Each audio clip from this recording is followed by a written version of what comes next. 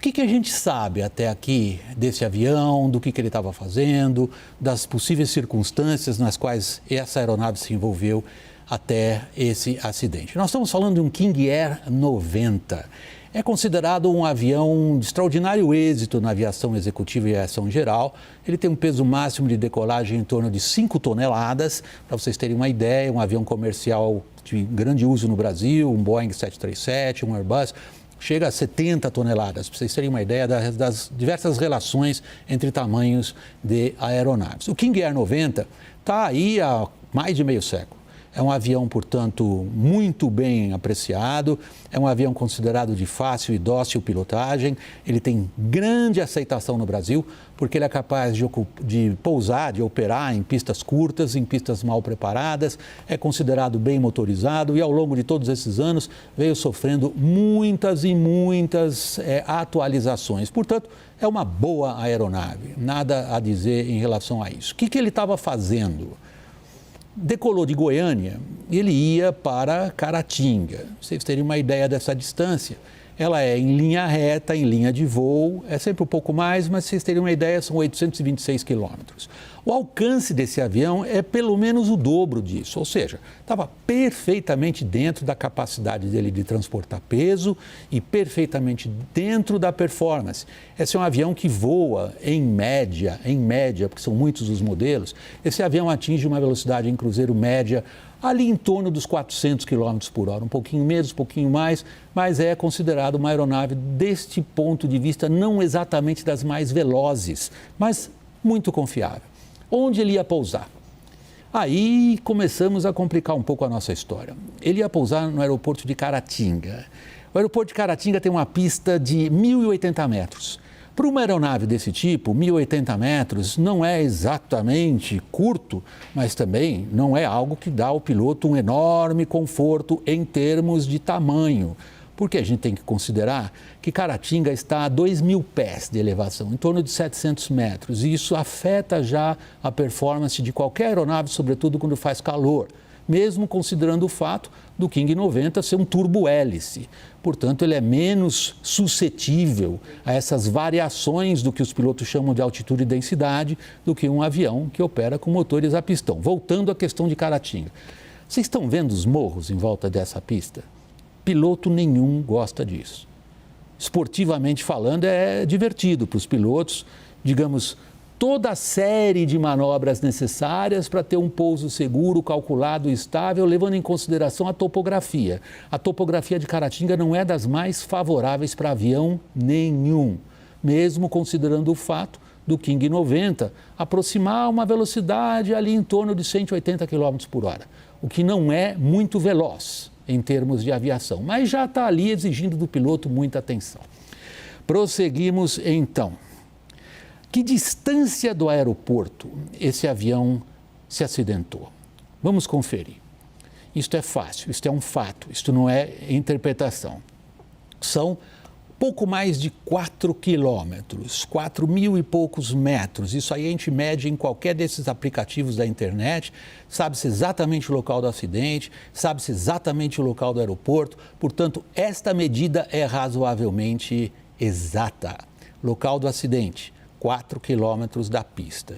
Isto significa uma aproximação de mais ou menos, um pouco menos, os pilotos falam sempre em milhas náuticas, de mais ou menos, um pouco abaixo de 3 milhas náuticas.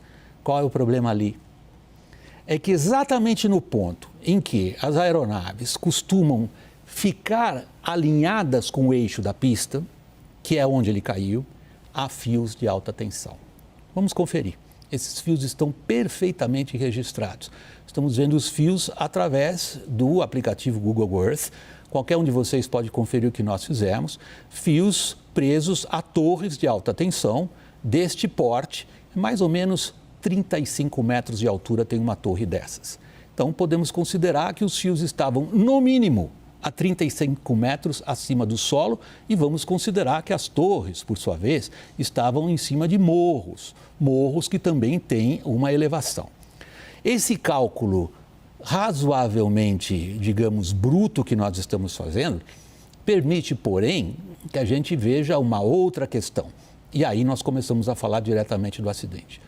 Existe um cálculo na cabeça de todo piloto quando vai pousar por regras de voo visual num aeroporto desconhecido, que é manter uma rampa, como os pilotos dizem, ou seja, um ângulo de descida que lhe permita ter a aeronave perfeitamente controlada em termos de direção para onde ela vai, mas principalmente em termos de quanta altitude ele perde por distância que ele percorre. Vamos voltar para o nosso cálculo. O cálculo é o famoso 1/3, que todo mundo aprende no aeroclube logo no começo. Se falta 1 milha para chegar na pista, eu tenho que estar a 300 pés acima do solo.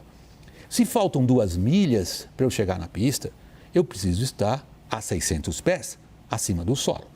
O King 90, no qual se acidentou a cantora, ele bateu a 2,6 milhas do aeroporto, ou seja, ali onde ele se chocou com o fio de alta tensão, ele teria que estar a 780 pés, continha simples, certo?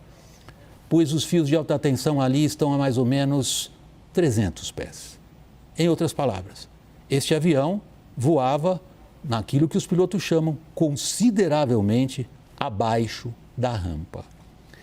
Nós queremos trazer um vídeo para vocês que circula nas redes sociais, tirado da cabine de um outro avião de pequeno porte, um bimotor também, nada a ver com esse King, para vocês terem uma ideia da sensação do piloto nesse momento de aproximação com essa, olhem bem, à esquerda está sentado o comandante, o avião é um Baron, é um avião a pistão, bimotor, muito bem consolidado. Olhem para baixo, à esquerda, vocês vão ver a estrada e a cachoeira ali na frente. É nesse ponto que ele bateu no fio de alta tensão. Este avião, o Baron, passou, como a gente diz na aviação, alto. O King passou ali baixo, em termos relativos. Olha a cachoeira ali onde o King caiu.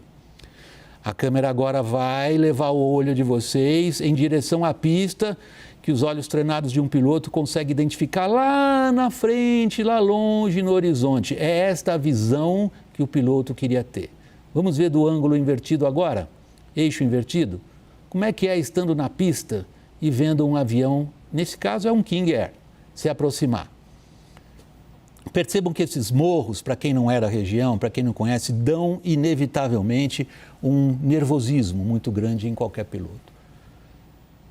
Resumindo, então, o que nós podemos dizer a respeito dos fatos. Nós temos exatamente calculado em que ponto o avião caiu. Nós sabemos que à altura do solo os fios de alta tensão se encontram e a empresa confirma que o avião atingiu o fio de alta tensão.